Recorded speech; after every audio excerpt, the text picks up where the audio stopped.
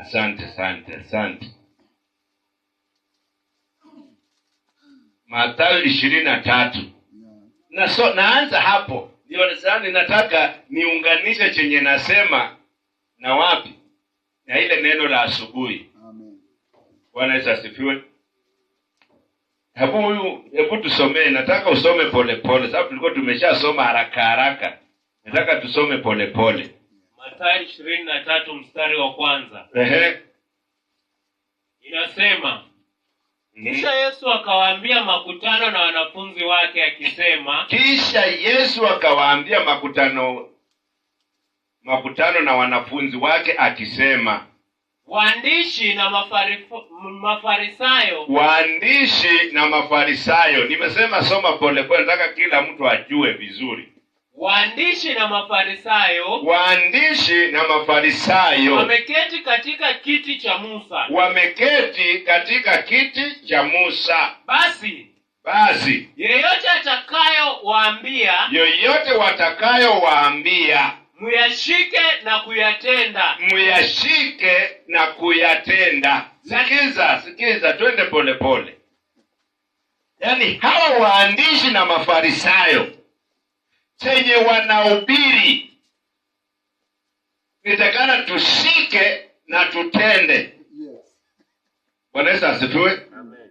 Hawa waandishi na Mafarisayo chenye wanahubiri tunatakana tushike na tutende sisi. Haleluya. Amen. Tuendelee.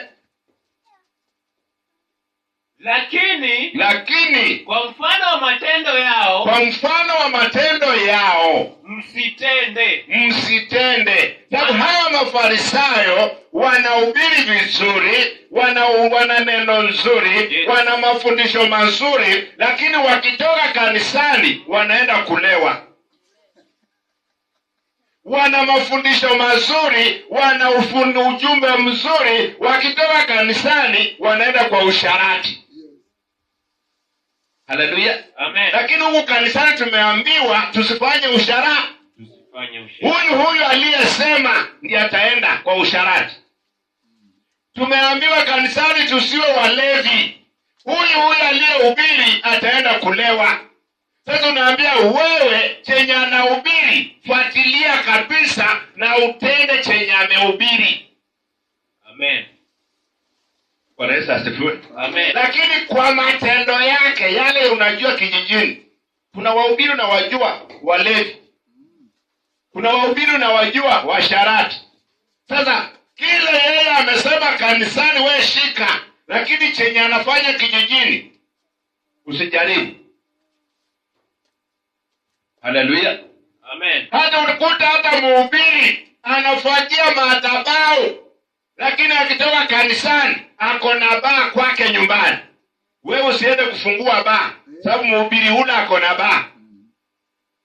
Amen. Haleluya. Amen. Yule mwenye anafuatia madhabahu utamkuta kwa baa. Kwa vile wewe sasa, ule akishahubiri Yesu anafuatia madhabahu yanang'ara. Yes. Sasa wewe kuja ufuatie madhabahu ing'are, lakini huko nje usifungue baa. Amen. Haleluya. Amen. Sababu wao wanasema vizuri, lakini chenye wanasema hawafanyi. Tuendelee. Maana wao hunena lakini hawatendi. Wao hufunga mizigo na huwatwika. Wao hufunga mizigo mizito na kuwatwika watu mabegani mwao. Wasitake wenyewe kuigusa kwa kidole chao. Wasitake wao wenyewe kuguza kwa kidole chao. Yaani huyu mtu anakuambia fanya hivi, lakini yeye hafanyi. Ama hawezi fanya. Bwana Yesu asifiwe. Sababu usianze kuniambia sijui nini. Sababu unajua hawa wanaenda kulingana na mfumo wa dini. Sasa akiwa pale kwa kanisa, yeye anafanya kwa sababu ako kanisa. Haleluya. Hata mimi kuna wakati nilikuwa hapo Mimi nilianza na ile huduma ya kuvaa kanzu. Yaani kama nimevaa kanzu, mambo mengine iko kando kabisa. Mimi ni mtakatifu. Nikikanyaga, yani nikitamuka hivi unashtuka. Haleluya. Na kanzu yangu ilikuwa imewekwa, yani mkono iko paka hapa, alafu imebandikwa kakiraka kingine hapa. Yaani kifikiria unaweza fikiria mimi niko na mabawa. Haleluya. Hata niko nayo hapa nyumbani. Haleluya. Siwezi tupa hiyo nguo kwa sababu nilivalishwa nikikabidhiwa utumishi. Sasa chenye ninaamini ni ile neno la Mungu lilisomwa. Bwana Yesu asifiwe.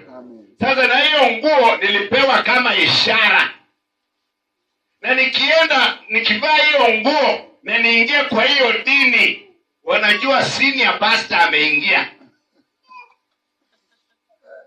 Bwana Yesu asifiwe. Amen. Wanajali hiyo nguo yani iko tu, yani ukishaingia inajulikana kwamba ni senior pastor ameingia.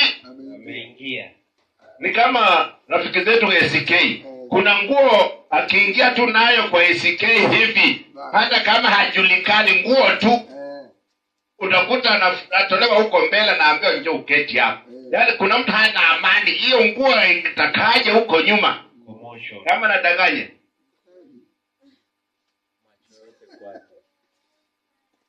Haleluya. Hata kama mchungaji alikuwa nje hapa na ubiri neno limeshika, akiingia tu utasikia mtu ananong'onezewa. Na yule dada ako huko, mwambie aje hapa, mpatie, tafutie kiti hapa mbele. Utakuta mtu ako radhi asimame, huyu aje aketi hapo, huyu asonge nyuma. Kwa sababu ile walikuwa wanatambulika kulingana na mavazi. Haleluya. Hata ukiingia Katoliki, kuna mtu akiingia tu amevaa hivi, hata fata hata kuwa na amani kule mbele. Hata kuwa na amani. Lazima ataongelesha mtu jamani.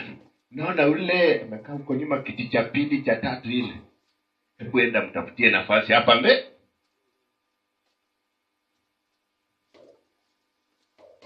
Sasa mimi nilikuwa najulikana na hiyo. Nikisha unajua senior pastor ni kwamba huwa anakaa pale aangalie makosa ya branch.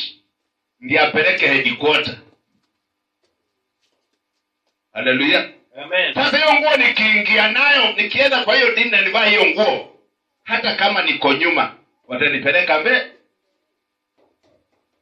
Bwana Yesu asifiwe.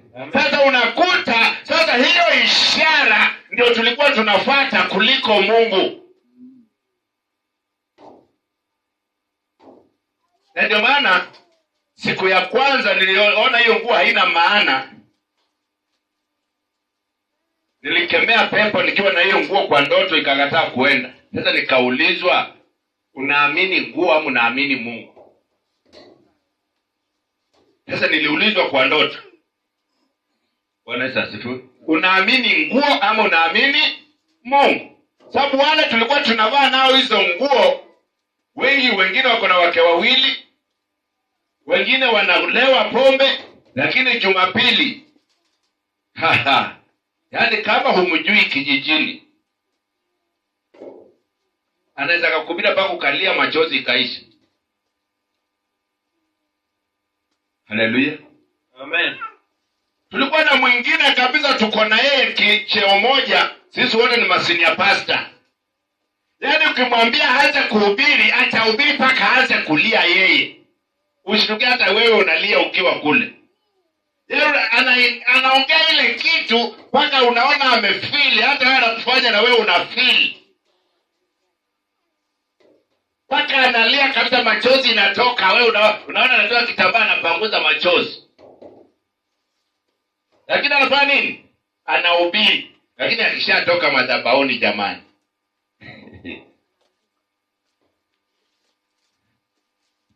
Haleluya. Amen. Sasa tumeambiwa chenye wanahubiri sisi tufuatilie tufanye. Na chenye wanafanya kijijini tusijaribu.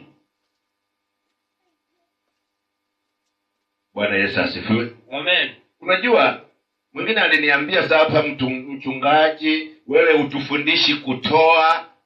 Wewe unafundisha tu tupande kiroho na utufundishi kutoa. Unajua mbinguni hakuna kutoa sadaka. Kuna mahali pameandikwa tunaenda mbinguni tutakuwa tukitoa sadaka. Kama kuna mstari huo mniambie na mimi nisome jamani. Haleluya. Kwa nini mimi nang'ang'ana kupanda kiroho? Kwa upande wa kutoa sadaka, hata usingojee uhubiriwe. Bwana Yesu asifiwe. Mimi nakushauri kwa upande wa sadaka usingojee kuhubiri.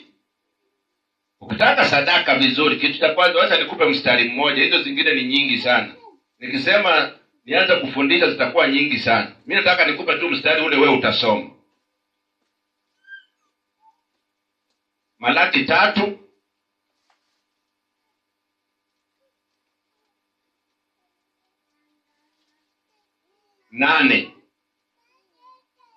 Malaki 3:8. Nataka tu, najua hata mimi sihubiri hapo. Nataka tu nikusomee. Malaki 3:8. Je, mwanadamu atamwibia Mungu? Je, mwanadamu atamwibia Mungu? Lakini nyinyi mnaniibia. Lakini nyinyi mnasema. Tumekuibia kwa namna gani? Wewe utaibia Mungu kwa namna gani? Mmeniibia zaka na dhabihu. Nanyi mmelaaniwa kwa laana. Maana mnaniibia mimi. Naam, taifa hili lote. Leteni zaka kamili ghalani mwangu. Ili kiwemo chakula katika nyumba yangu. Mkanijaribu kwa njia hiyo. Wewe ile sadaka umetoa leo, umemjaribu Mungu. Haleluya. Unajua kama umemjaribu Mungu, utakutana naye.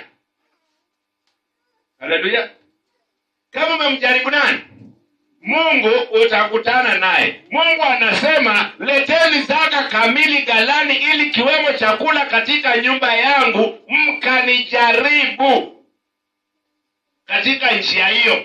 Sasa itakana kuanzia Jumapili, ukiwa nyumbani, chukua sadaka yako, omba, waambia Mungu, angalia mimi nimetoa kamili hii. Na wewe umekipiga hesabu iko sawa. Ninaenda naomba. Endelea hapo. Asema Bwana wa majeshi. Mjue kama sitawafungulia madirisha. Yaani inaonekana ukishajaribu, alafu wewe uangalie kama kweli atafungua milango na madirisha. Hata isiwepo nafasi ya kutosha. Au la. Yaani anakuambia ukishatoa kamili na umemwambia umetoa kamili, sasa anza kuangalia kwa ile kazi wewe unafanya, anza kuangalia ile shamba unalima, anza kuangalia watoto wako na mafanikio yao, anza kuangalia nyumba yako, uone kama Mungu hatakufungulia. Amen. Nami kwa ajili yenu. Unasikia? Kitu cha kwanza, ukishatoa kwa kumjaribu Mungu, uone kama hata kufungulia. Alafu kwa ajili yetu sasa sisi ambao tumeomba kabla ya kutoa sadaka. Nami kwa ajili yenu. Nitamkemea yeye alaye. Wala hataharibu mazao ya ardhi yenu. Wala mzabibu wenu hautapukutika. Matunda yake kabla ya wakati wake. Tuachia. Bwana Yesu asifiwe. Sasa unajua mimi kwa sadaka sitakayo kufundisha kwa sababu tayari hii iko wazi. Bwana Yesu asifiwe. Sasa ni wewe utoe kamili ndio ujaribu Mungu uone kama hata kufungulia. Bwana Yesu asifiwe. Sababu najua dunia imeenda mahali pengine pabaya sana. Bwana Yesu asifiwe. Watumishi wengi wamechanganyikiwa. Haleluya. Watumishi wengi wamefanya nini? Wamechanganyikiwa. Na vile Biblia ilisema ya kwamba wanataka tu wahubirie wewe chenye wanataka kusikia. Haleluya. Amen. Unakuta huyu ni mhubiri lakini ako kanisani kuchekesha watu.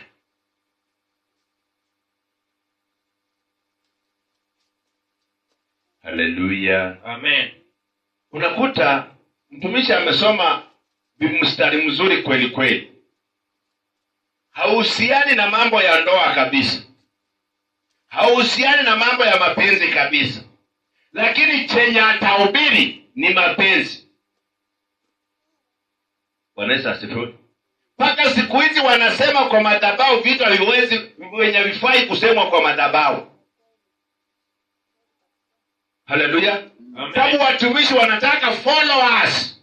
Sababu wanajua zile vitu zinafanyika kwa ndoa hazitakani kujulikana huko nje. Sasa yeye anaenda kusema kanisani, anakuwa na kisingizio kwamba analinda ndoa, kumbe anatafuta followers.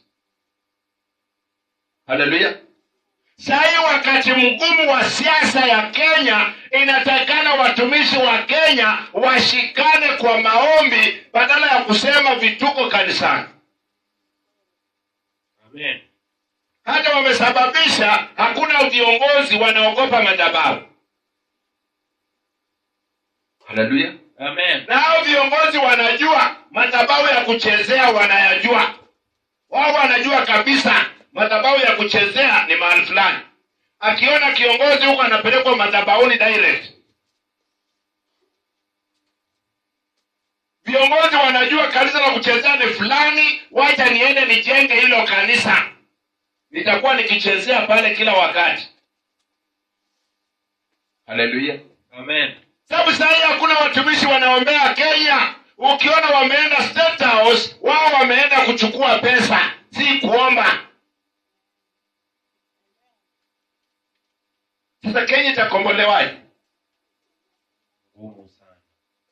Sasa Pepa amekimbilia Kenya. Tafuta wahubiri wa Kenya ambao wako online. Angalia yule mhubiri anahubiria mtu kuenda katika ulimwengu wa kiroho. Angalia yule mhubiri anahubiria mtu katika kupanda kiroho.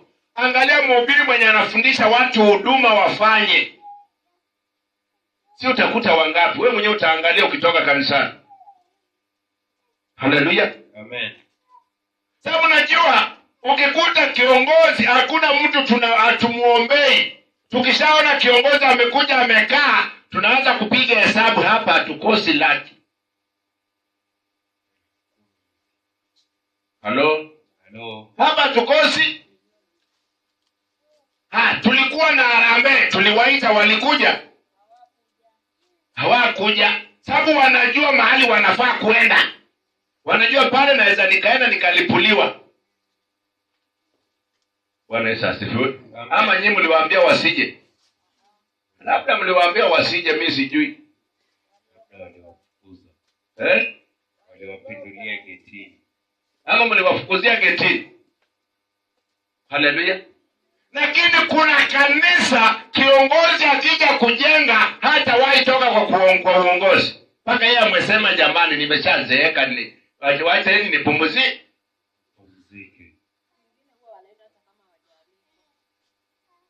Haleluya. Kwingine wanaenda na hawajaalikwa.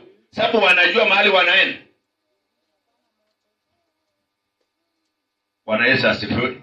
Mimi kuna mwingine aliniambia saa ile sasa nikiingia tu kwa kiti, hii kanisa nitajenga. Haleluya. Ole wake. Kama hatajenga hii, arudi kwa uongozi tena. Sasa mimi namjua, hajanidanganya mimi. Amedanganya Mungu. Mimi nikiwa shahidi wa Mungu. Bwana Yesu asifiwe. Amen. Yule alisema kwamba hii tutajenga, na hajajenga. Sababu si ati hajashindwa kujenga, ana uwezo wa kujenga. Bwana Yesu asifiwe. Sasa unakuta sisi ambao tuko kiroho, hata mimi sijui ni wangapi tuko kiroho Kenya. Sawa, watumishi wengi hata leo wamehubiri mambo ya ndoa. Halo? Hata leo wamehubiri mambo ya ndoa. Mahali ambapo itakana tuite watu ambao wameolewa na wale ambao wameoa wakae pamoja, kila mtu na mke wake, tuanze kuwafundisha. Sasa unafundisha mambo ya ndoa, kuna mtoto wa miaka 3 hapo, kuna mtoto wa miaka 10 hapo, vitu zingine hafai kujua mapema. Halafu unaweka pale unasema na tena uko na uwazi wa kusema. Na microphone. Tena unatuwekea kwa mtandao tuone. Haleluya. Amen. Bwana Yesu asifiwe. Amen. Sasa hapa wakina nani watarithi uzima wa milele? Tumefundisha mambo ya ndoa, vile watu wanafaa kupendana kwa nyumba. Wewe unakufananisha na yule mganga anatangaza kwamba ako na dawa ya kuongeza mapenzi, kuongeza nguvu ya kiume, ndio usharati unazidi.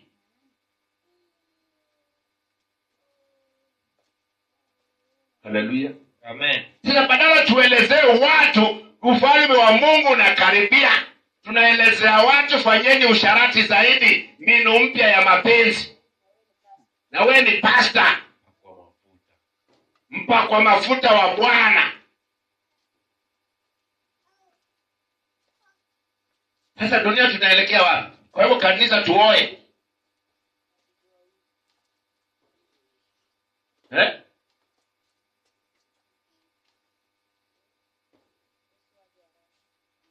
Ndio tuko kwa siasa.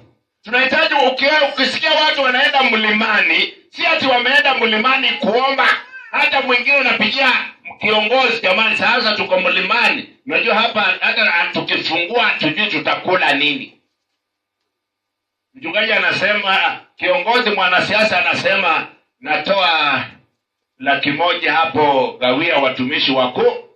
Mko wangapi hapo? Naona tuko 20 hapa. Hata inabidi adanganye, wako watu 4, anasema wako 20. Ili dau iongezeke, watu ni wengi. Wewe kwanza ni mchungaji, umeweka uchungaji na udanganyifu.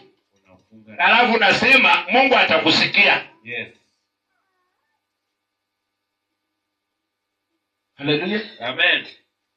Ndio maana Biblia inasema watasema tulikuwa tunatoa pepo kwa jina lako, wataambiwa hatukujua.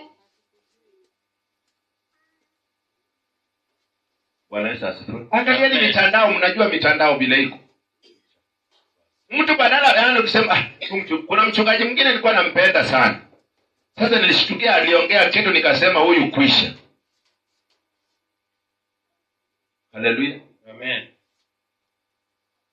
Ujue katika kuongea sana, ukiongea ukiwa kibinadamu, makosa ni mengi sana.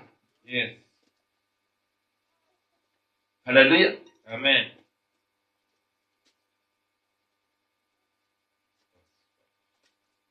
Unajua dunia mahali iko ni mbaya sana. Kitambo mimi nilikuwa najiuliza kwa nini kila harusi wanasema msichana anawezi mwanaume. Kumaanisha msichana ndiye anaoa. Kama mjaisikia? Sijaisikia mwanaume anawezi mwanamke. Haleluya. Sasa unakuta haya mambo tunataka tuelezee watu ufalme wa Mungu umefanya umekaribia. Watubu, waache dhambi.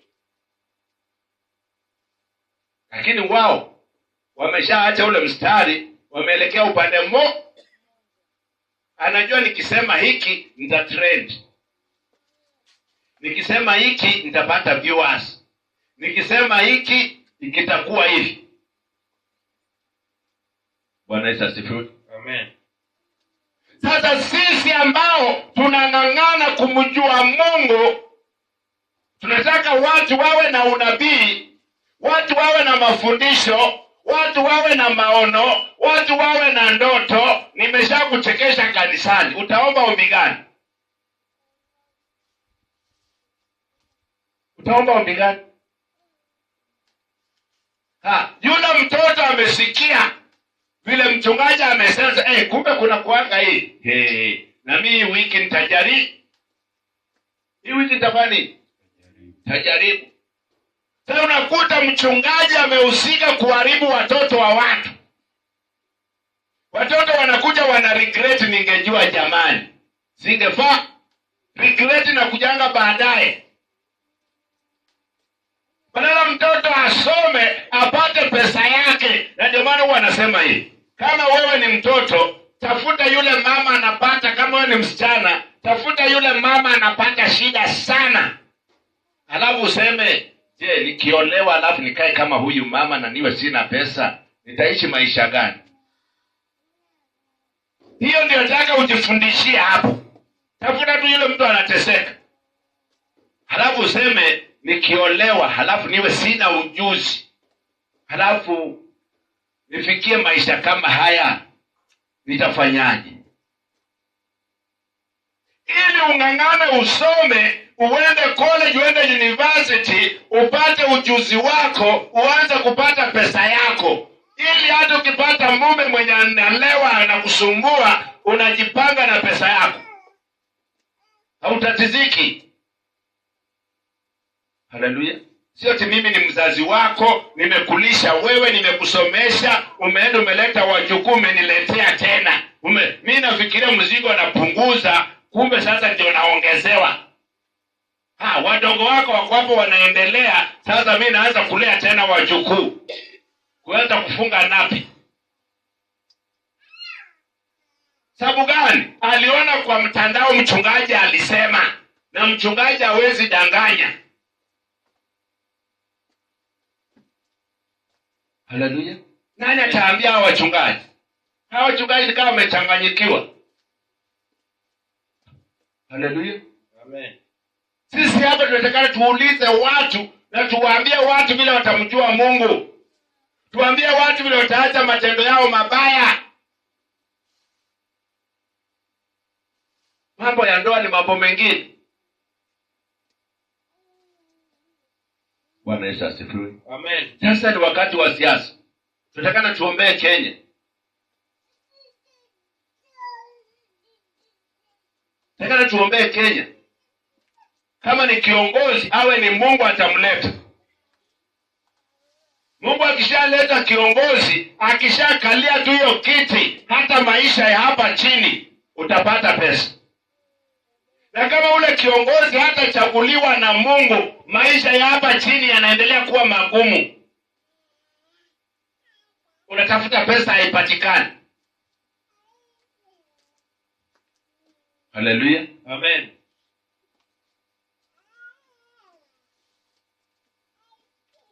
Ama hivi vitu mimi naviona peke yangu.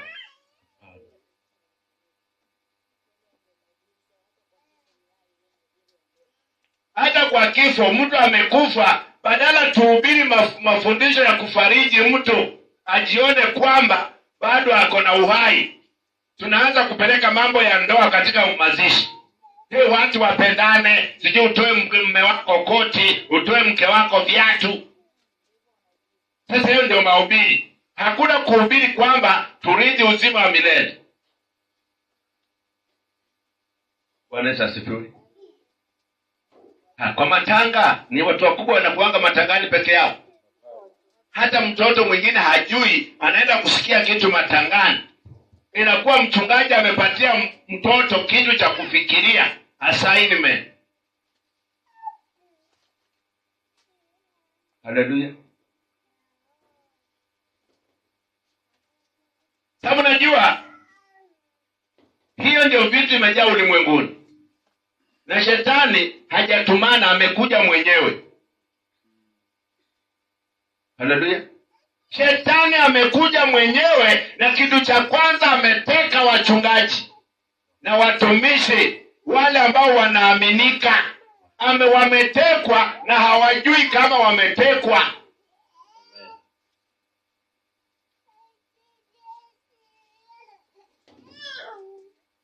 Nataka tuhubirie watu, ufalme wa Mungu umekaribia.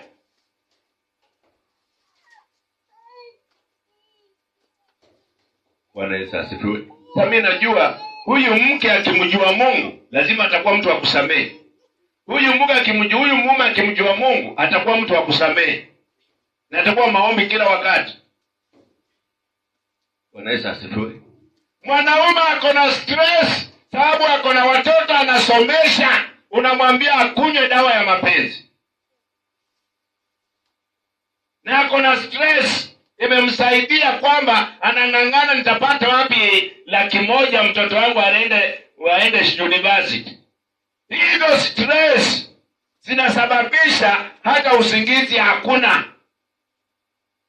Alafu wewe unamletea upuzi hapo, badala umueleze bila atapata pesa. Haleluya. Amen. Kanisa hili wakati wa kuomba, wewe ambao unanisikia, ambao unajua katika mambo ya Roho Mtakatifu, Kenya ni ya kuombea sana, sababu wale wachungaji wa kuongea na wa viongozi wamechanganyikiwa. Hata wakinisikia, wale wachungaji ambao wako na heshima, yani kama ni Taveta akikanyaga Taveta, lazima Ruto akikanyaga Taveta, lazima huyu mchungaji awe hapo karibu na apewe aongee. Bwire akikanyaga Taveta, lazima mchungaji awe karibu na apewe kiongozi aongee. Hakuna kitu ataongea. Bwana Yesu asifiwe. Amen. Kwa sababu gani? Hapa mimi ni mchungaji hapa. Unakuja niombee, jamani sina kazi. Mimi mwenyewe sina kazi ya kukupatia. Nikufanye nini? Lazima tuombee serikali, mtu kiongozi ambaye anachaguliwa na Mungu akae pale, hapa chini kuwe na pesa. Miradi ifunguke, ije iwekwe hapa. Ili sasa kila mtu hawa anaweza fanya kazi akipata pesa. Amen. Sababu sisi tunaomba, mwingine anaomba jamani nataka rais sijui afanye. Sasa kuna vitu zingine unaomba vya upuzi. Ambia Mungu achague kiongozi, hatutaki kujua atakaa kwa na atachukuaje uongozi. Lakini tunataka Mungu achukue kiongozi akae pale. Ili huku chini tukiombea watu wapate kazi, wanapata kazi. Tukivuna mimea yetu shambani, tunapata watu wa kuuzia kwa wakati unaofaa na watupe na pesa ambayo inatakikana. Na kama tunavuna kitu hapa na hakuna mahali pa kuuza, tutengenezewe kampuni hapa.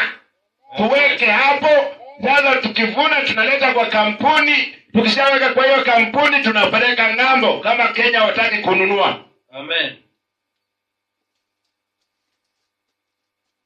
Haleluya. Amen. Sasa maombi, yule mtu atawekwa pale, ndio sasa tutaenda tumwambie jamani, sisi tunahitaji tuwekewe kitu fulani. Mko na uwanja?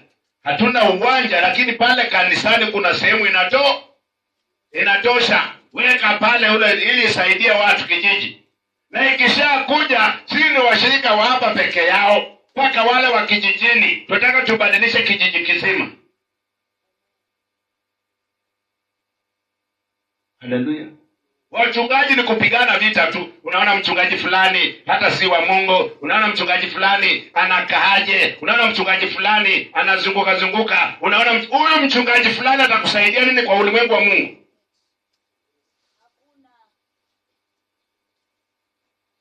Hata sasa mimi nianze kuongelelea mchungaji fulani.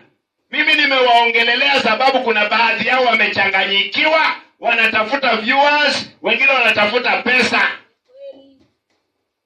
Wakikutana na wewe ni mchungaji na hauna gari, wanaanza kusema huyu mchungaji gani? Mchungaji mfukara Anasahau amedanganya wangapi ndiye apate gari. Amesahau ile gari anayotembelea. Kuna mshirika hana nyumba, alichanga pesa gari yake ikanunuliwa.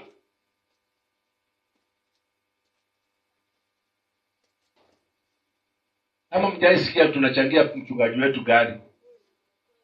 ama na mimi niseme mnichangie? Haleluya. Na ndio maana nasema tunawabebesha mzigo ambao hata sisi wenyewe hatuwezi. Na ndio maana nimetangulia kusema kwa habari ya kutoa. Mimi sitang'ang'ana kwamba nawafundisha kutoa. Nataka usome tu mstari toa zaka kamili na usome vile ilivyo, usingojee kufafanuliwa. Lakini mambo ya kupanda kiroho hapo ni sawa. Sababu natamani wahubiri tuwe wengi. Sasa mimi naendelea na kuzeeka na wewe unaendelea na kunifuata. Sasa mimi nitakaa nje nianze tu kutoa ushauri. Wewe useme jamani, nimefungua branch mahali fulani na nitatiza, sawa mwanangu nitatembea hapo niangalie. Sasa nikishakaa kwa maeneo nasikiliza Roho Mtakatifu vile anasema, nakwambia hii branch vitaka nini, viongozi ni fulani na fulani na fulani. Kama hao watu hawako kwa viongozi, hii huduma hakuna mahali inaenda. Haleluya. Sasa unaweza weka mtu kwa uongozi wa kudidimiza kanisa. Wewe unafikiria tunaenda mbinguni, kumbe mnaenda motoni. Haleluya. Sasa ulimwengu umeshaharibika. Hebu fungua leo wenye wako na smartphone. Halo. Anza kufuatilia wachungaji. Halo. Wenye wako na smartphone. Anza wale wachungaji. Sema kile kimehubiriwa leo. Yaani mahubiri yale, uangalie tarehe kabisa. Mahubiri yale utasikia karibu, yaani hata unaweza sikia zile video zote utakuta ni mambo ya ndoa peke yake. Hakuna ya ulimwengu wa kiroho. Kwamba watoto, wazee, wanini, kuna wale wataota ndoto, kuna wale wanatoa unabii, kuna wale wanatabiri. Tunataka tujue wenye wanatabiri ni wangapi. Haleluya. Na kuna wachungaji wengi, ujue katika mimi ni mchungaji ndio.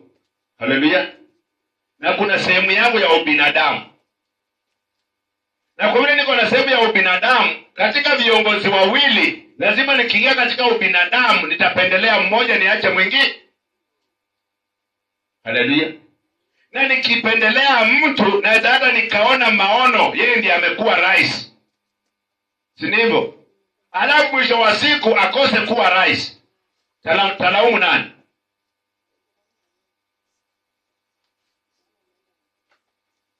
Haleluya. Lakini ninaomba Mungu aachane na akili zangu, aachane na mafikirio yangu, achague kiongozi ambayo atasababisha kanisa iwe na pesa. Na si ati pesa itoke kwa serikali, watu wawe na pesa hapa, walete chakula ndani ya nyumba ya Mungu.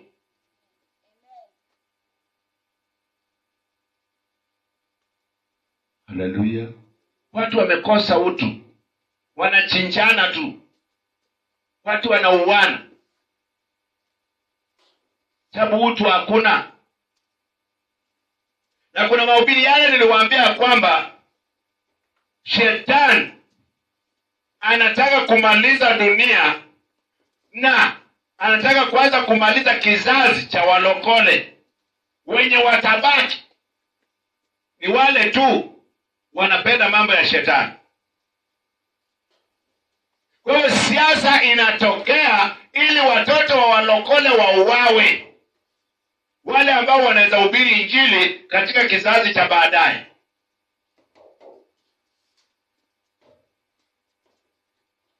Bwana Yesu asifiwe. Ni wanamalizo, wenye watabaki ni wavuta bangi. Wewe ni mzazi, unajua tu mtoto wangu anauza bangi. Na hata hiyo haikusumbui.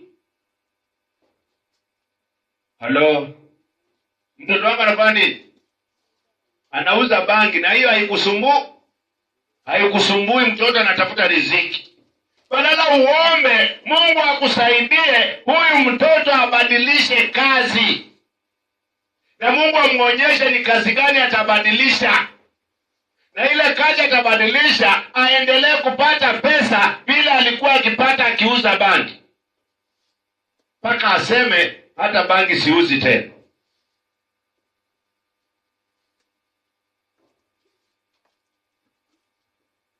Sasa yaani hapa ni Mungu atusaidie. Ole wako wale ambao unategemea katika kuuza bangi, wako karibu kuondoka.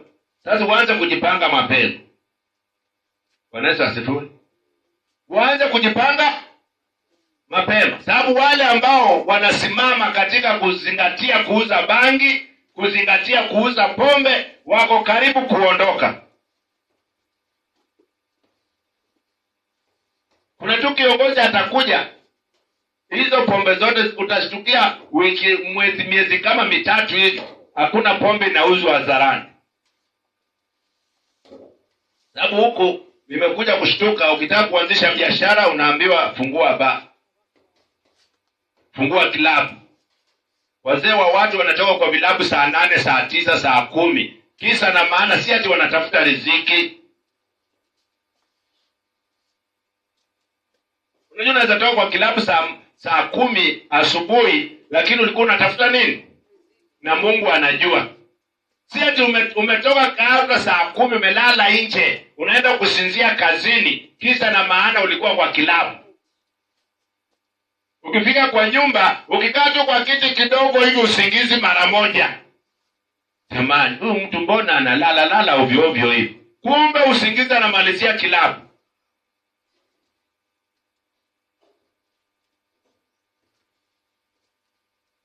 Haleluya. Tekana tungangane vile tutarithi uzima milele. Tungangane vile tutamuona Mungu. Tungangane vile unabii itakuwa inateremka bila maombi ya bila yani ukishakanyaga tu ukitaka kuomba tayari unabii inateremka. Mtu amekuja na shida yake, inatakana uanze hiyo shida uione na uiombee hiyo shida iondoke. Si ati nione peke yake. Sababu najua kuna manabii wamefungua huduma. Atakwambia uko na shida hii na shida hii na shida hii na shida hii, hata ondoa hiyo shida. Atakwambia kabisa kuna shida hii, shida hii, shida hii, shida hii. Lakini hiyo shida utakaa nayo miaka yako yote.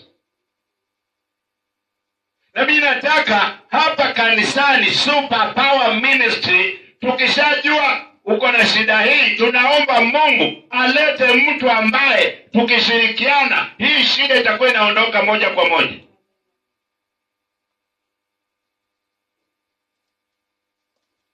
Si ati nimekuona unakufa na ukufe.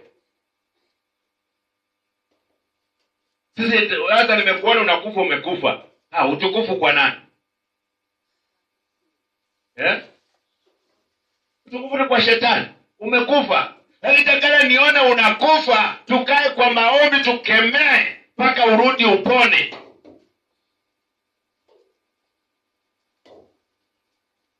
Mhubiri anafungua kitabu kizuri, lakini sikiliza mahubiri.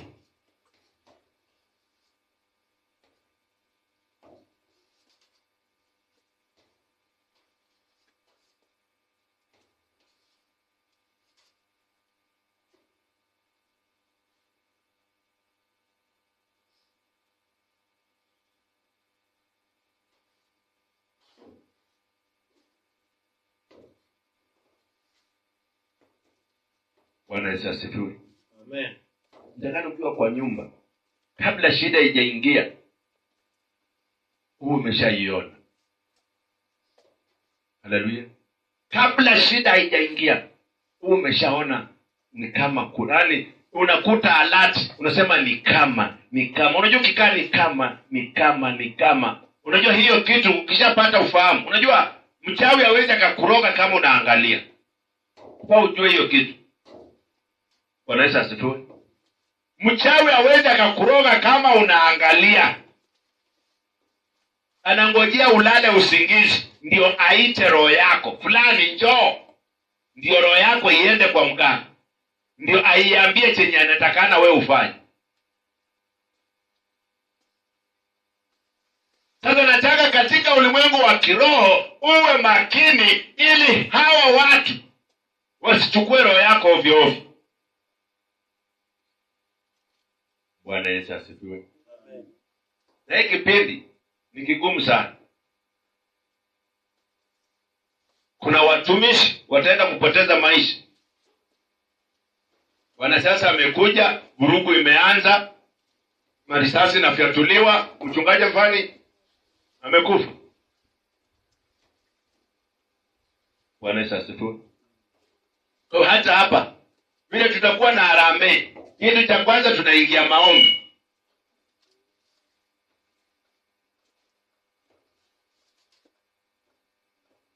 Haleluya. Kitu cha kwanza tunaingia maombi. Tusichanganyikiwe kama watumishi wengine. Kwa sababu unajua kuna mtu ako na namba ya rais hivi.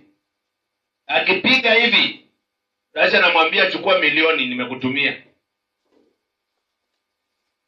Kuna mtu ako na namba ya Bwire, akipiga tu 50,000 iko imeingia.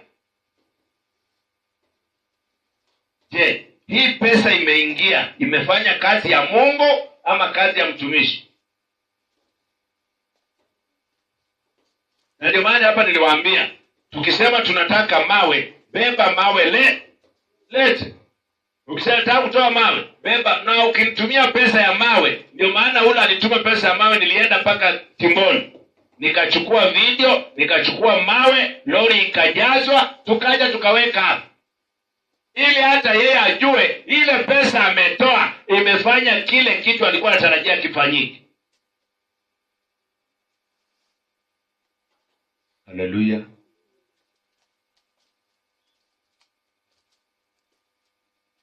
Lakini tunataka tuamshe jeshi ambayo itatingisha Kenya. Mimi vile walikuwa nasema, sijui Raila amesema akiingia atafunga makanisa. Mimi nilikuwa naomba aingie. Haleluya. Mimi nilikuwa nafanya nini? Nilikuwa naomba aingie. Sababu kwa Biblia sijaiona mahali wokovu watu walienda tu na wakakaa kwa kiti. Nebukadneza aliposema makanisa yote ifungwe, watu waabudu hii sanamu yangu, kulitokea watu watatu, Meshaki, Shadraka na Abednego. Wakasema hakuna. Wakasema mtakufa. Hata kama hatatuokoa wacha na tu.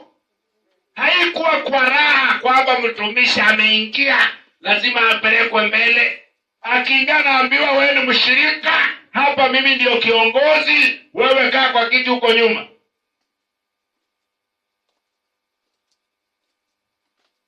Sasa rais akija, sasa unajua kitu cha kwanza lazima huyu mtu akisema anafunga kanisa, naamini kungekuwa na mtumishi angeomba. Yeye aingie afunge kanisa, hata kama watumishi wengine wangefunga makanisa, naamini Kenya nzima hatungekosa mtu mmoja ambaye atakaa hivi mpaka wanahabari waseme kweli tulishuhudia, tulikuwa. Ni wakati wa ukuu wa Mungu ujulikane huko duniani. Amen. Mimi hata rais gani akiingia akisema makanisa haifungwe, kwani amenifungia kuomba?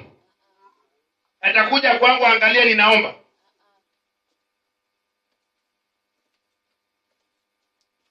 Kwani ile kazi nafanya ni ya nani? Mungu atakubali kazi yake simama? Kwa mimi najua wangesema makanisa haifungwe, jamani, yani kungetoka mtu. Amen. Hata kama si mimi, kungetoka mtu Kenya. Amen. Na huyu mtu ndio tunang'ang'ana kumtafuta asimame kwa maombi Kenya ifunguliwe. Amen. Huyu mtu ndio tunamtafuta.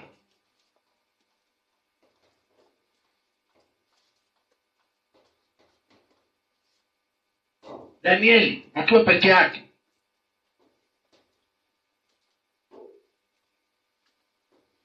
alisema hiyo upuzi sitafanya, na akaambia utatupa kwa tundu la simba. Baada kesho yake, yule aliyemtupa alisema watu wote na wainame na waogope Mungu wa Danieli. Na mimi niko hapa nikiomba Mungu atusaidie, dunia ianze kusema kuna Mungu anahubiriwa superpower. Na wezi tangazo wewe ukiwa na upuzi.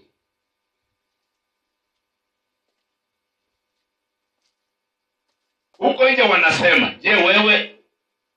Yesu aliuliza, huko nje wanasema, je wewe? Na wewe unasema nini? Haleluya. Mimi ninajua makanisa ingefungwa, Kenya kungetoka mtu. Nchi wezi kaa bila mtu.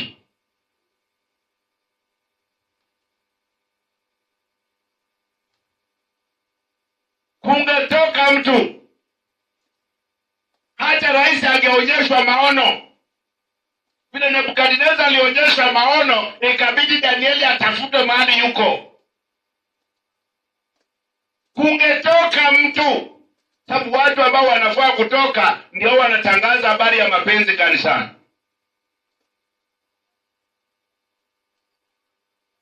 Haleluya. Mchungaji mwingine alisema, mimi nalipisha sababu nisije nikangojea alafu nikakuta sitapata. Mimi nachukua changu mapema. Sasa lazima CCM itumike hapa. Chukua chako mapema. Haleluya. Lazima CCM ifanye nini? Sasa mkija asubuhi kwa ushirika lazima kitu fulani. Tumeweka vitu, sijui vijana nitakana watoe pesa fulani ya mchungaji, sijui wa mama watoe pesa fulani ya mchungaji, wa baba watoe pesa fulani ya mchungaji. Sijui nini itoe mafuta ya gari ya mchungaji. Iwekwe kando. Haleluya. Mimi natamani nisikie mtu amesimama, ametingisha serikali. Apigwe risasi, apone. Watu washangae. Kuna mchungaji amepigwa risasi, huyo ni kama amekufa. Risasi ilipigwa wapi? Kwa kichwa. Wakija kuangalia, bado anapumua, anasema Yesu ni Bwana.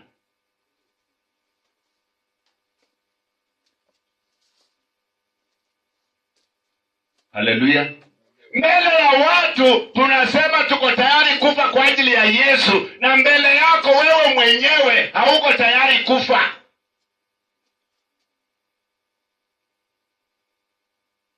Haleluya.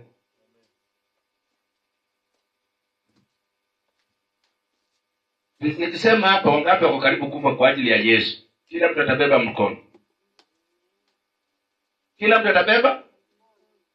Lakini ukiwa tayari kufa sasa ndio unataka kufa, unaanza watoto nitaachia nani? Mtoto wangu huyu nanyonyesha sasa tabaki na nani? Sasa ulisema uko tayari kufa.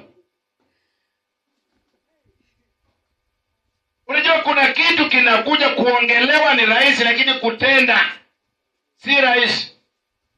Hata kama umezeeka. Kifo ndio hii. Hata kama ni nyanya mzee, mbwa aje kabisa amemaanisha, kuna step zake atachukua pale mpaka ushangae.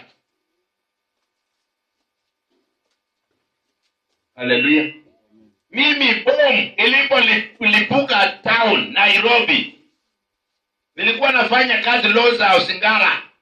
Kuna kiwete wa kuomba pale, alienda mbio na kaacha mitunga yake yenye anatembea nayo. Hata yani nilibaki kushangaa nikimwangalia, aliovateki wenye miguu zote.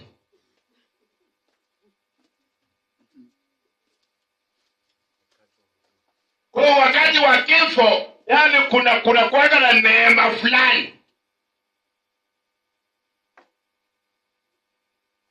Haleluya. We, nyumba imewahi tingika hapo ndani ya nyumba, ukashtuka, ukatoka nje mbio. Nini kilikutoa nje? Useme Mungu, waje hiyo kifanyie, kama siku yangu ya kufa waje ifike leo.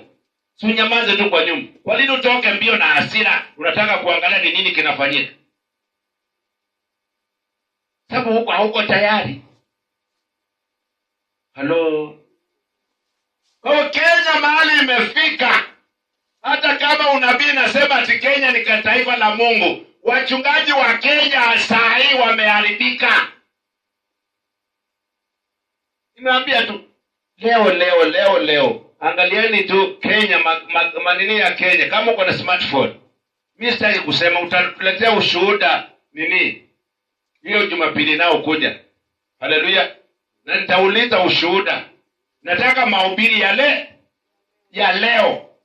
Uone ni wangapi wamehubiri mafundisho ya kupanda kiroho. Hao tu uniangalilie, uniulizie ni watumishi wangapi wamehubiri mafundisho ya kupanda kiroho. Ndio utajua kumbe hakuna mafundisho ya kupanda kiroho.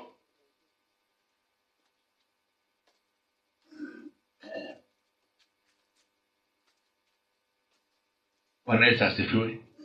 Ukiwa mwanaume utakuta umesema hasa wacha nioe, utaitishwa pesa yenye hauna. Sasa itafika wakati wa kuitishwa pesa, unaitishwa na hakuna. Na unakuta kuna watu wengine wameingia kwa devil worshiper kwa sababu ya kusukumwa. Bwana Yesu asifiwe. Kama unasukuma mwenzako na hajaingia kwa devil worshiper mpaka saa hii, shukuru Mungu, tulia. Si mnanisikia? Kama unasukuma mwenzako na hajaingia kwa devil worshiper, shukuru Mungu na ufanye nini? Na utulie. Sababu angeingia kwa devil worshiper, labda angekutoa wewe sadaka. Hiyo pesa ingekusaidia? Haikusaidii. Angetoa mtoto wako sadaka, hiyo pesa itakusaidia? Uje usikie kabisa hii gari ninatembelea ni mtoto wangu alisababisha. Hiyo gari utaendesha tu kiwa na raha. Uko na inaitwaje gari ya nguvu ni hivi vijana? Gari ya nguvu. Rose najua haijafika Kenya. V8. Uko na V8, unajua tu huyu ni mtoto wangu. Haria. Unafanya nini?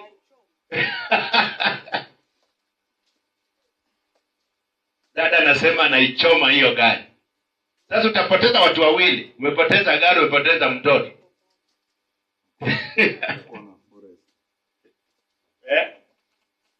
Forest. Haleluya. Sasa nitakana tufundishe watu vile watamkubali Mungu na wanyenyekee na wakubaliane kwa nyumba, waelewane. Si kila saa nyumba, kila saa vituko tunafundisha. Sasa Kenya inahitaji watu wa maombezi sahihi. Na hata rais hafai kujua kwamba kuna mtu anaombea Kenya. Wale ambao wanaombea Kenya wanatafuta sifa kwamba nilikuwa kwa maombi nikaambiwa. Tena unaambia rais kwamba wewe utashinda. Hiyo unajua tu nikiambia rais atashinda, lazima atakuja kunitembelea kanisani. Tunazingatia masuala ya pesa. Rais akija hapa kila mtu 1000. Halo. Mnaonaje hapo? Rais akija hapa kila mtu 5,500. Haleluya. Sasa naona haya mawazo ndio ya zaidi ya wachungaji. Mwingine anasema jamani, ndakana serikali ianze kutoa viwanja vya makanisa. Sawa. Kutoa viwanja vya si shida. Kwa mujibu gani? Huyu mtu je, ako na roho ya utu ya kufanya chenye umemwambia? Bwana Yesu asifiwe. Mimi lazima niwaambie ukweli. Sababu mimi nimewekwa hapa. Nikifa sitaenda State House. Halo? Ama nani atakufa apelekwe State House? Mimi nikifa na mwili unaingizwa mchangani, roho inaenda mahali Mungu ameiwekea. Bwana Yesu asifiwe. Sasa hapa tunapoendelea na kana sasa sisi wa superpower, kaa kwa maombi. Kama uko na marafiki, kama uko na ndugu, kama uko na wajukuu, kama uko na watoto, wewe kaa kwa maombi, uombe kwamba watu wote ambao wanakuhusu wasipate majanga mpaka kura zipite. Bwana Yesu asifiwe. Watu wote ambao unahusiana na wao. Inaweza kuwa si mtoto wako, lakini mjomba. Akifa utaenda matanga. Sasa tunawaombea wote mpaka kura zifanye. Na tukiwaambia wasijihusishe na mikutano, wasikie. Hata kama wanaenda kwa mkutano, wanakuwa makini, wanasimamia mbali. Ikianza vurugu, Mungu anawaokoa na pitisha kando. Sababu siasa imekuwa kama vijana wa mpira.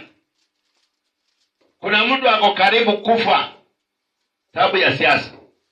Na hata akifa atachagiwa tu jeneza peke yake. Na hata akikosa kufa, huyo mwenye anamshabikia akiingia hata muitia kazi.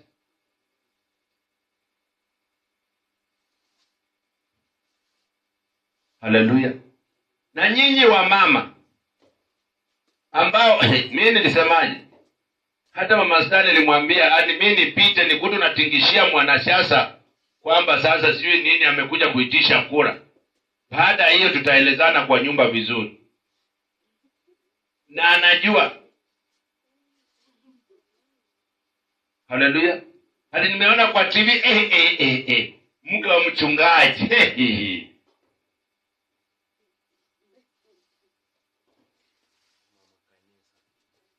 Badala tushirikiane tutangaze Injili. Tuonyeshe watu vile Mungu anaweza. Unatikishia mtu mwenye hata anaanguka na gari ya kufie mbali. Halafu kuna wengine niliwakuta mahali wanapewa 100. Sasa shilingi 100. Wewe ukienda sisemi usichukue pesa. Unajua utasema mchungaji amesema sasa tusiende kwa wanasiasa. Pesa ikija chukua. Pesa ikija chukua. Nunua unga, maamuzi unayo ya kupiga kura. Haleluya. Sababu unajua mimi kuna nyanya fulani aliniuliza, mtoto wangu mimi nasikia Kenya tuko na deni. Na hiyo pesa sijagawiwa. Mbona naambiwa tunalipa deni? Sasa huyu mwanasiasa itakana haelezee huyu mama hii pesa Kenya inadaiwa ilienda wapi? Ama ilichukuliwa ikafanya nini? Sasa huyu nyanya mimi nitamueleza nini? Namwambia hii pesa ndiye, yani najaribu kujitetea ili angalau nimweke sawa. Hii pesa ndiye inatengenezewa barabara. Nilisikia kwa habari kwamba fulani ameiba bilioni kadhaa. Hii yenye aliiba ilikuwa ya nani? Ama ndio ile walikopa yetu? Yaani unajaribu kumpindisha naye anapinda na kueleza. Bwana Yesu asifiwe. Nitakana tuombe. Huu ni wakati mgumu. Kama unacheka, cheka tu. Lakini ni wakati mgumu sana. Mimi nilikuwa Nairobi 2007. Nilikuwa sijaiona maiti mengi barabarani. Kuna siku niliona maiti 38. huyu amekata kichwa, huyu hana mkono, huyu ampigwa risasi, huyu amefanya hivi, huyu amefanya hivi. Yaani unatoka kwa nyumba na muhindi amesema kama utaingia kazi unafuu. Unaruka, unaenda unakuta huyu alikatakatwa. Unaenda unaangalia huyu amekatwa, amepigwa risasi ya kichwa, kichwa imeharibika. Unaenda hivi huyu amekatwa mguu. Unaenda hivi huyu, yaani unaruka. Yaani ukitoka kwa nyumba ukirudi jioni unashukuru Mungu.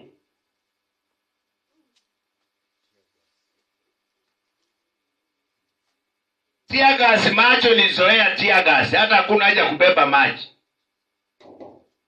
Ni kama yule mama amezoea kupika ndani ya moshi. Naelewa. Mama mwenye amezoea kupika ndani ya moshi utamfanyaje?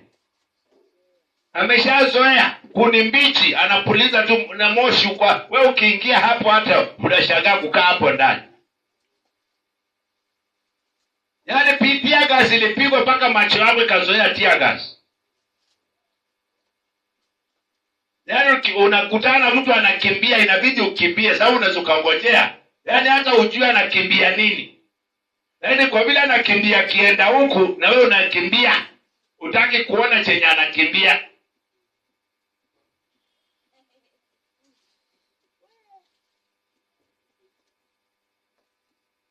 Kwa hii hali tukisema ni ngumu, ni ngumu. Haleluya. Hii hali ni ngumu kabisa. Wewe mgeni niambia sasa, mchungaji, tusimame kwa siasa tukupigie kura. Sasa mimi nitasimama kwa siasa alafu ni nani ahubiri? Haleluya. Siwezi kuwa mwanasiasa mhubiri. Wanasiasa wacha tuwawekee siasa yao. Watudanganye vinataleta mfereji wa maziwa Taveta. Wewe kama waambia ataleta mfereji wa maziwa Taveta. Tafungua kampuni sijui ya maziwa. Ataleta kiwanda na akawekea soko lao kila mahali. Hiyo soko lao linafanya kazi. Ni soko lenu wewe. Inafanya kazi hiyo soko yenu. Sasa ilikuwa ya nini? Hiyo pesa yote ilitendeka.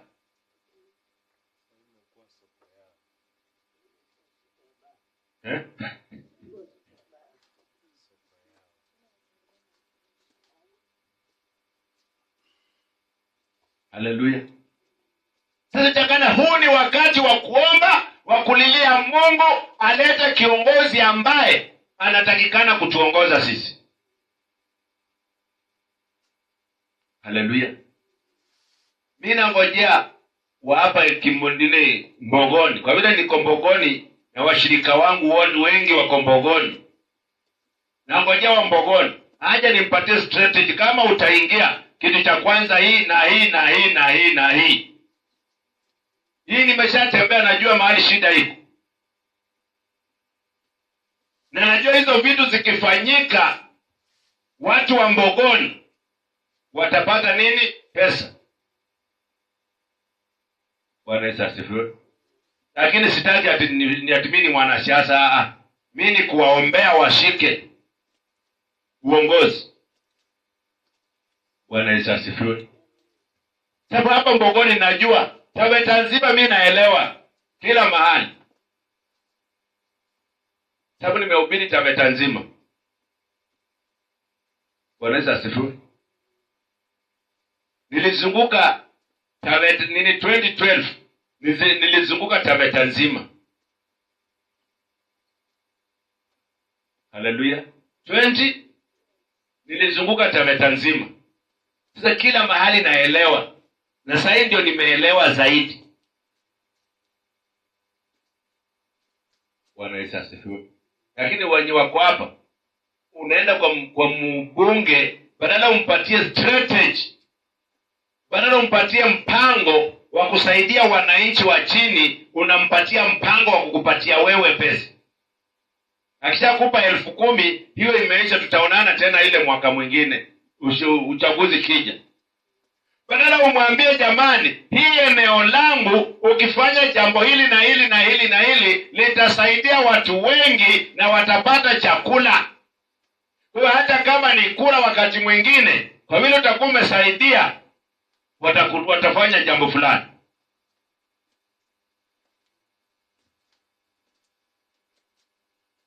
Bwana Yesu asifiwe. Mungu atusaidie. Mungu afanye nini? Hii ni wakati mgumu.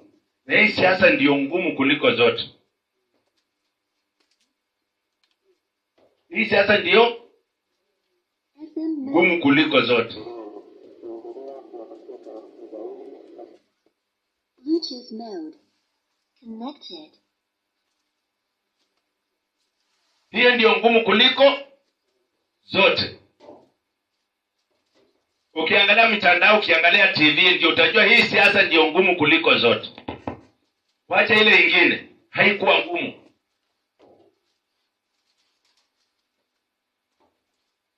Sai watu wanaweza pigwa marisasi live, vile Tom Mboya alipigwa marisasi.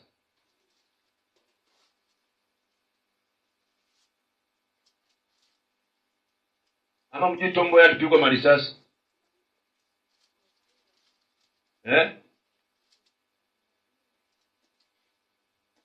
Sisi siasa ndio ngumu kabisa. Sasa takana sisi ambao tunaelewa kidogo, wale Mungu ametupa kaneema, takana tuombe. Na ukiomba, ombea mtoto wako, ombea ndugu yako, ombea shangazi yako, ombea baba yako, ombea mama yako, ombea maanko wote. Yaani wale watu unahusiana na wao, Mungu awalinda, waweke hai. Sisi halafu wacha niwaambie kitu. Saa hii kuna kipindi cha siasa. Kuna watu hawaendi makanisani. Wanajua hata nikipata shida, mbunga ataleta jeneza, sijui nani ataleta chakula, sijui nani ataleta chakula. Ole wako.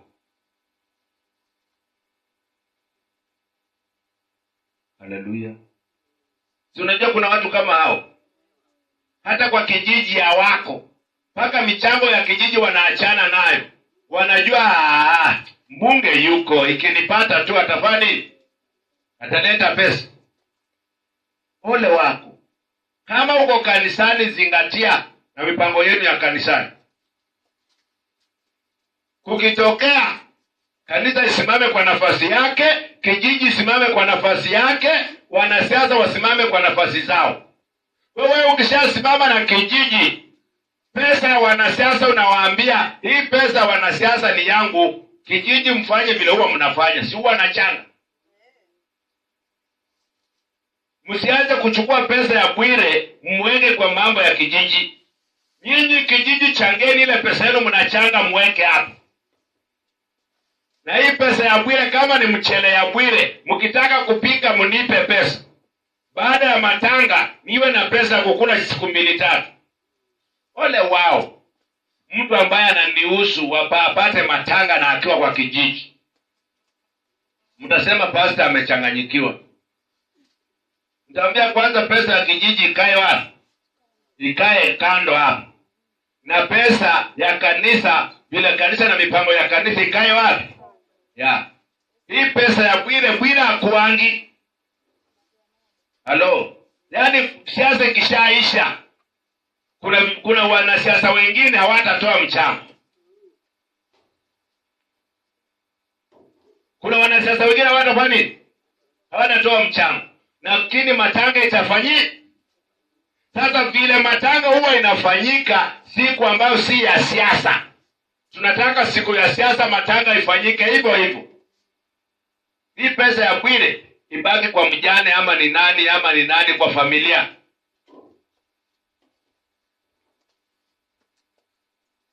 Bwana Yesu asifiwe.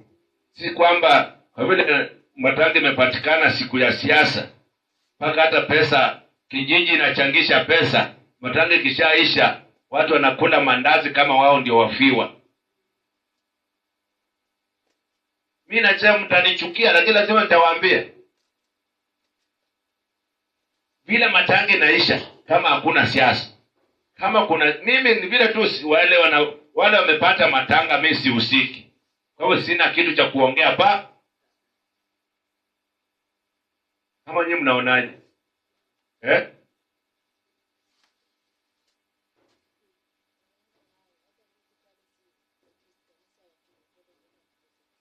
Eh? Oh, hata kanisa lienda na pesa.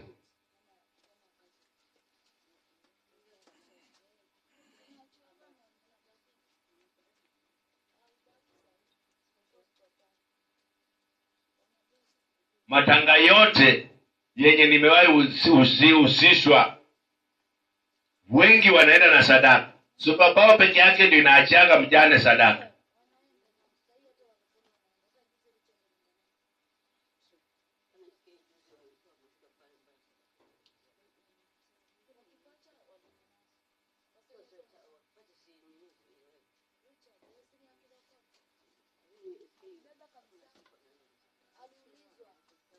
Siku hizi wanaenda nayo.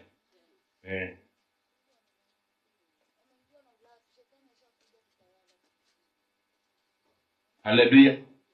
Sasa sisi ambao tunaelewa mambo haya kidogo, tuko na ufunuo, tukae kwa maombi. Kama uko na ufunuo huo, kaa kwa maombi. Tukishakaa kwa maombi, itafika siku Mungu atatutetea.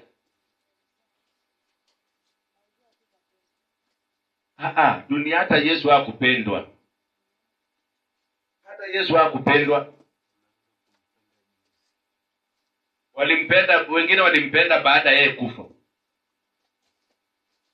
Lakini chenye mimi nasema, unipende usinipende, mimi chenye naomba kabisa, mchawi aniongelelee upuzi tukikaa tumesimama. Yaani wacha kuongea. Tumesimama na mchawi afikirie vituko.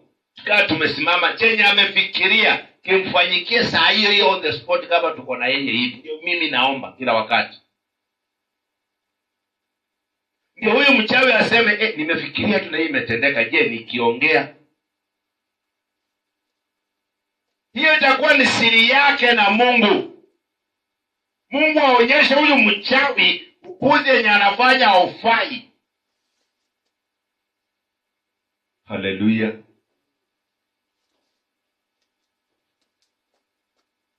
Kama wewe utamani hiyo. Mchawi amekuja kukuroga. Umetoka nje kwenda kujisaidia. Umemkuta amesimama hapo, unamuuliza, wewe fulani, kwani kuna shida gani? Mbona hukuja mchana unakuja saa hii usiku? Karibu nikupikie chai. Kwa bahati mbaya awe na suti ya Mungu. Unamwambia karibu nikupikie chai. Akitaka ukitoroka umejiharibia. Kwanza simama hapo hapo.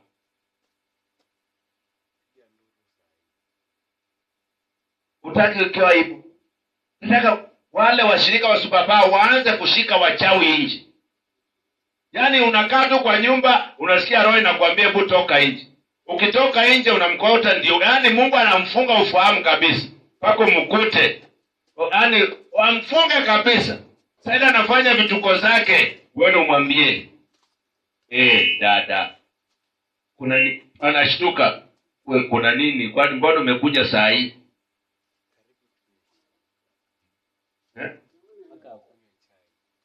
Mungu kukutoa kwa nyumba, atakuwa amekupa uwezo wa kumkamata.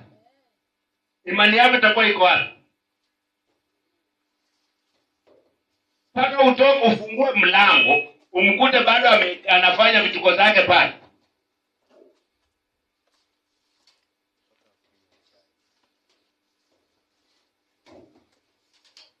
Haleluya. Nataka muanze kushika wachawi pale kwa manyumba zenu. Muanze kushika. Kutoka tu hivi unamuona ndio huyu, unamuita wewe, ndugu, kuna shida gani hapa? Umetoka nje saa ngapi? Kama yule nimshika, alafu ananiambia anatafuta kuku wake saa 8 usiku. Bahati hakuwa na suti ya Mungu.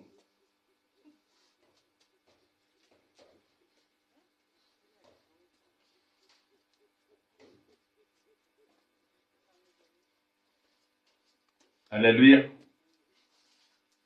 Nikasema sasa na wewe tu niambia, nikamwambia wachana tu na yeye. Acha aende. Saa 8 usiku mama amekuja kwako ati anatafuta kuku na hajabisha. Sasa alikuwa anatafuta kuku kwa njia ipi?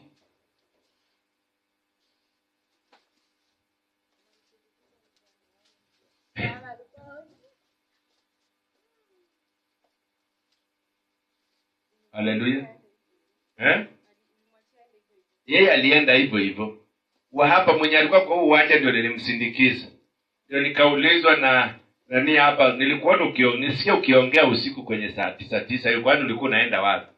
Ndio nilikuwa nasindikiza mwa nyumba 10 wako aende kwa nyumba, alikuwa amesahau, amekuja kuomba maombi kama hakuna mtu kanisani. Asungeniita.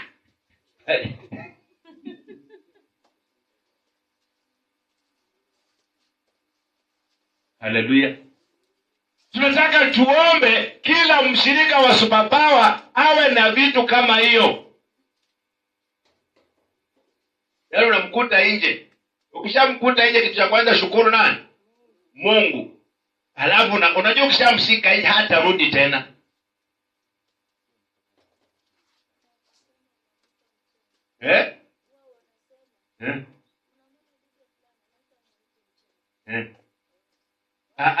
Kitu cha kwanza ndio utamuongelesha. Alafu sasa tuko hapa lazima mtaenda kwa CCTV. Sababu mimi sikushiku kaniruka. Haleluya. Na yeye nikikaa hivyo, nini hata sisimbuki na wewe. Nakuja kule nakwambia ule upuzi ulifanya pale, siku nyingine usirudie.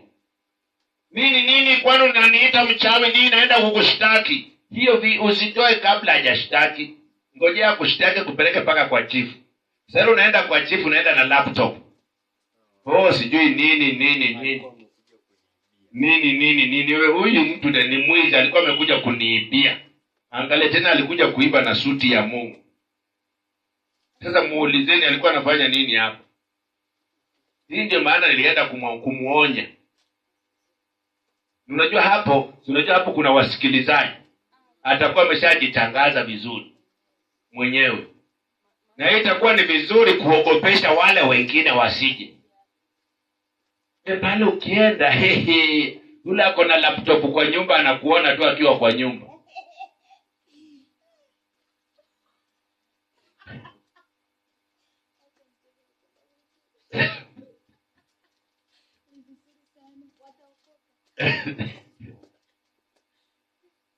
Haleluya. Kwa hata mtu atakuwa unajua hata Yesu alijulikana baada ya kuponya mtu. Nebukadneza alimjua Danieli baada ya kutoka kwa tundu la simba. Meshaki, Shadraka na Abednego walijulikana baada ya kupita kwa moto bila kuchomeka. Paka Biblia inasema hata nguo zao hazikuwa na harufu ya moshi.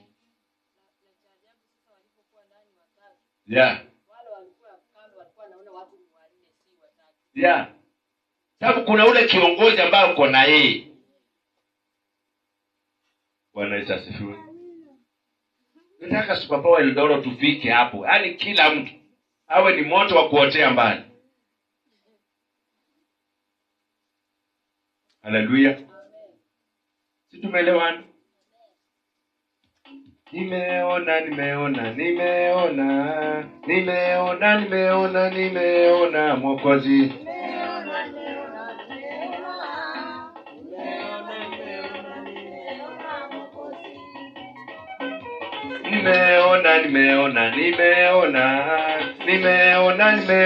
Nimeona Mwokozi.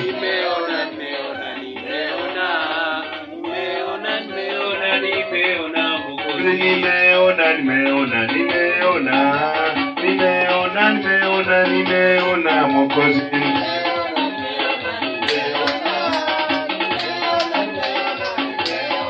Mwokozi nimeona nafungua. Nimeona Mwokozi.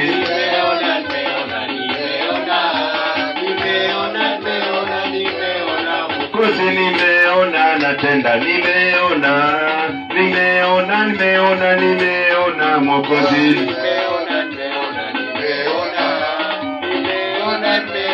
nimeona Mwokozi, nimeona nafungua, nimeona Mwokozi,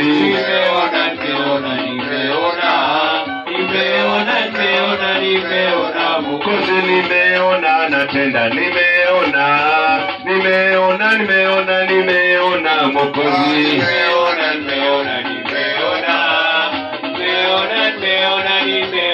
Mwokozi, nimeona natenda,